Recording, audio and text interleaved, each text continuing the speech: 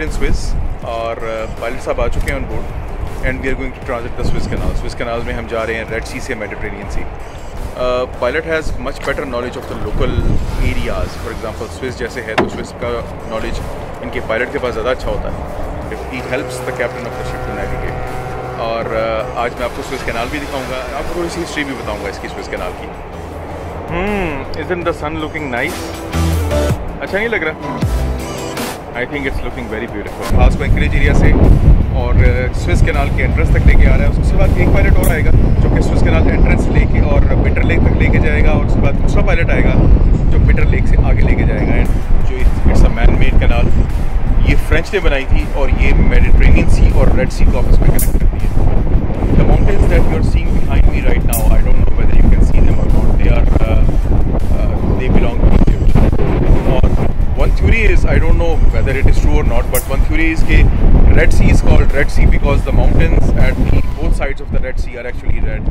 Well, they are actually not red, they are like brownish or something। लेकिन एक theory ये कहती है कि इसलिए रेड सी को रेड सी कहा जाता है क्योंकि all these mountains are red.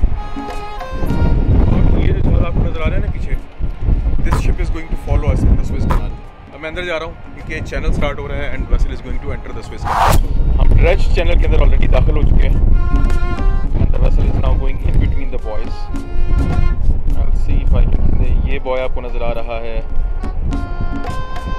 ये बॉय आपको नजर आ रहा है, and just like that.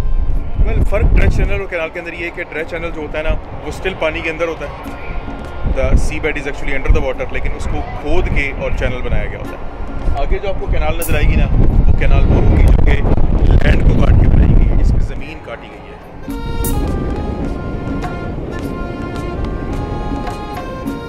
So now the harbor pilot is going to go and canal pilot is going to come। ये जहाज जा रहा है, हमसे आगे जा रहा है and we are going to follow that ship। और उससे आगे आपको एक और जहाज चलता हुआ नजर आ रहा है। It's really a feet of engineering. आप देखिए पूरे सहरा को काट के और दरमियान में से सॉल्ट वाटर की पूरी नहर निकाल दी है ना। आपको पता है कि अगर ये स्विस कैनाल ना हो तो कितना डिस्टेंस बढ़ेगा जहाज़ों का। If they have to go all around the Africa, thousands of miles, हज़ारों माइल तकरीबन बढ़ जाते हैं। और हज़ारों माइल बढ़ना तो छोटी सी चीज़ है, जो बंकर आपका कंज्यूम होता है ना, the amount of fuel that you consume, that actually breaks you know the bank, that breaks the bank. हज़ारों डॉलर।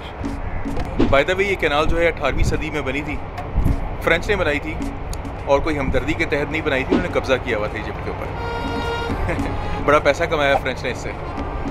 स्विस कैनाल की कंस्ट्रक्शन जो है दैट स्टार्टेड इन 1859। 1869 में ये कंप्लीट हुई थी और इसको कंप्लीट किया था स्विस कैनाल कंपनी ने। तो तकरीबन 10 साल लगे थे इस पूरी नहर को बनाने में। डिस्टेंस की कमी का अंदाज़ा आप इस बात से लगा लें कि आपके तकरीबन 8900 किलोमीटर बचते हैं अगर आप स्विस कैनाल से जाएँ। और अगर आप साउथ अफ्रीका के थ्रू जाएंगे, साउथ अफ्रीका के साउथ से जाएंगे, तो आपको तकरीबन 8900 किलोमीटर या 5000 माइल आपको फालतू करना पड़ेंगे। 5000 mile is a lot of distance. इतना ज़्यादा डिस्टेंस जहाज़ को ट्रैवल करने के लिए ठीक ठाक बंकर जलाना पड़ेगा, और ठीक ठाक बंकर का मतलब ये है कि there will be thousands and thousands of dollars that the owners have to spend.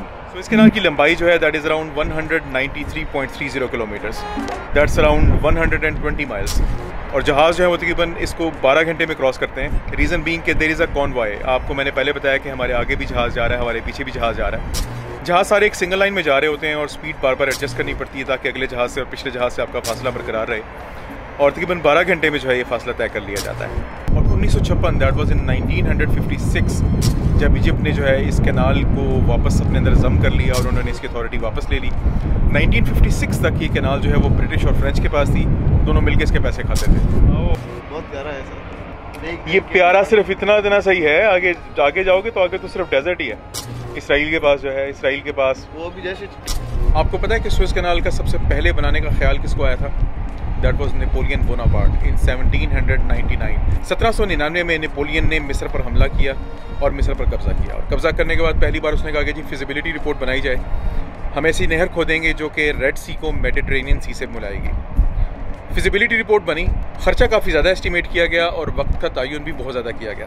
तो ये उस वक्त का आइडिया 1799 का स्क्रैप हो गया और उस वक्त नहर नहीं बनाई गई। दूसरा सर्वे जो नहर को बनाने के लिए किया गया वो था 1840 में। और 1840 में जब दोबारा एस्टिमेट लगाया गया तो उससे पता ही चला कि 1799 में जो एस्टिमेट लगाया गया था वो एक्चुअली इनकरेक्ट था, दैट वाज रॉन्ग। और इनफैक्ट इट वाज पॉसिबल कि रेड सी को मेडिटेरेनियन सी से मिलाया जा सके, और इनफैक्ट ख़र्चा इतना ज़्यादा नहीं आएगा जितना कि पहले एस्टीमेट किया गया था। नहर स्विस का आपने उस तरफ वाला किनारा देखा था, इट वाज लश ग्रीन, खजूरों के बाग लगे हुए हैं, आबादियाँ हैं, लेकिन इस तरफ जो है वो आबादी नहीं है। आपको पता है क्यों? Because this side is Israel, तो इनका आपस में बनती तो है नहीं, और जंग का हमेशा खर्चा ही रहता है। जंग पहले भी हो चुकी है, तो इस साइड पे आबादी की इजाज़त नहीं है, बहुत कम इजाज़त है। और ज़्यादातर इस तरफ आपको जो पोस्ट नज़र आएंगी वो इजिप्शियन नेवी की या इजिप्शियन आर्मी की पोस्ट्स हैं। They are basically for defensive purposes. 1854 में जो फ्रेंच काउंसिल था यहाँ पे इजिप्ट में, मिस्र में, हिज नेम वाज फर्डिनेंड, और पहला लाइसेंस उसको जारी किया गया था कि आप स्विस कैनाल की कंस्ट्रक्शन का काम शुरू करें। बट नॉट इन 1854, इनफैक्ट 1856 में उसको दूसरा लाइसेंस इशू किया गया जिसमें टर्म्स एंड कंडीशंस जो हैं ज़्यादा तफसील में थी, and then he actually started building the canal. Company का नाम रखा गया था स्विस कैनाल कंपनी, जिसने ये नहर बनाना शुरू की थी। तकरीबन 1.5 सदी से ये नहर जो है यहाँ पे बह रही है, और इसने नहर ने क्या क्या नहीं देखा। पहले नेपोलियन बोनापार्ट का कब्ज़ा, फ्रेंच था वो, फ्रेंच का कब्ज़ा काफ़ी अर्सा तक जारी रहा। फिर ये नहर बनी, नहर बनने के बाद ब्रिटिशर्स को ख्याल आया कि यार हमने इतनी दुनिया पे कब्ज़ा कर लिया, स्विस कैनाल रह गई है। फिर उन्होंने स्विस कैनाल पे कब्ज़ा कर लिया, उन्होंने भी बड़े पैसे छापे। फिर फ्रेंच और ब्रिटिश जो है ये दोनों मिल के से पैसे कमाते रहे। बहरहाल 1956 में जब जमाल अब्दुल नासिर ने जो है स्विस कैनाल का कब्ज़ा वापस लिया और उसे कहा कि ये हमारी टेरिटरी, हमें वापस करो, तो स्विस कैनाल क्राइसिस खड़े हो गए। दोबारा जंग शुरू हो गई, तो उसके बाद पहले जंग की वजह से स्विस कैनाल बंद रही, फिर उसके बाद इजिप्शियंस ने खुद स्विस कैनाल को बंद कर दिया। और जब इसराइल के साथ जंग शुरू हुई तो ये नहर जो है तकरीबन इजिप्ट के बॉर्डर का काम करती रही काफ़ी अर्सा। इसराइल ने इसके ऊपर कब्ज़ा कर लिया, इसराइल ने कब्ज़ा करके इसको बंद कर दिया। इजिप्शियंस ने कहा कि हम इसराइली जहाज़ों को नहीं गुजरने देंगे, फिर 10 साल इजिप्शियंस ने बंद कर दिया। It all kept on going, क्या नहीं देखा इसने स्विस कैनाल में। और वो सब लोग जो स्विस कैनाल के पीछे लड़ते रहे हैं, they all are in their graves, सब कब्रों में जा सोए हैं। स्विस कैनाल वहीं है, बह रही है, हर रोज़ जहाज़ यहाँ से गुजरते हैं। अभी थोड़ी देर पहले मेरी पायलट से बात हो रही थी, तो ही वाज सेइंग कि अप्रॉक्सीमेटली 24 to 25 शिप्स अब भी रोज़ाना गुजरते हैं। I am talking about the big ships, छोटे तो काफ़ी सारे गुजरते हैं। तो अभी तक फ्रेंच की वो निशानियाँ, जब जिस ज़माने में उन्होंने कैनाल बनाई थी, वो निशानियाँ अभी तक मौजूद हैं। अभी तक आपको नहर के किनारों पर कलीसा, दैट इज़ चर्चेस बने हुए नज़र आते हैं, मस्जिदें भी बनी हुई नज़र आती हैं। Well, without any doubt, Suez Canal is a feat of engineering. I mean, you have seen different parts of it in this video. एक नहर गुजारना जो कि रेड सी से मेडिटेरेनियन सी को मिला दे और जो जहाज़ों का हज़ारों माइल का डिस्टेंस कम कर दे, it has to be a miracle. It has to be a miracle, really. Navigating in Suez Canal is delightful to say the least.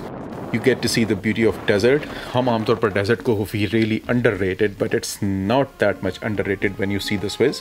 आपको अचानक नखलिस्तान नज़र आएगा, खजूर के दरख्त लगे हुए, लॉन्स लगे हुए, घर बने हुए, और अचानक आपको बिल्कुल डेजर्ट नज़र आएगा जिसमें सिर्फ रेत ही रेत है और सहरा ही सहरा है। Navigating in Suez Canal is a different story altogether. It's delightful as well as scary. Just imagine कि अगर आपका जहाज़ खुदा न खास्ता एक रॉन्ग टर्न ले ले and you end up blocking the canal, आप ना सिर्फ अपने जहाज़ का नुकसान करेंगे बल्कि आपके पीछे जो जहाज़ आ रहे हैं they are going to hit you straight away. मैंने आपको एक वीडियो में बताया था ना। And you know one really funny thing happened at the end of the video. Bye the way ये एंड के शॉट्स जो हैं ये भी हसन ने लिए हुए हैं, so he has done a good job here. And here at the end of the vlog this port that you can see is Port Said. ये पोर्ट सईद है, मेडिटेरेनियन वाला किनारा है स्विस का। इसका मतलब है कि जहाज़ एसेंशली मेडिटेरेनियन में दाखिल हो चुका है। So it is really wonderful that you start your morning when you are in Red Sea and by the evening you are in Mediterranean Sea. I hope आपको हमारी ये छोटी सी कोशिश पसंद आई होगी and I hope you really have liked this vlog. If you did, don't forget to press the thumbs up button. Take very good care of yourself, अपना बहुत ख्याल रखिएगा, दुआओं में याद रखिएगा। दिस इज़ ऑरेंज शॉर्ट्स, अल्लाह हाफिज़।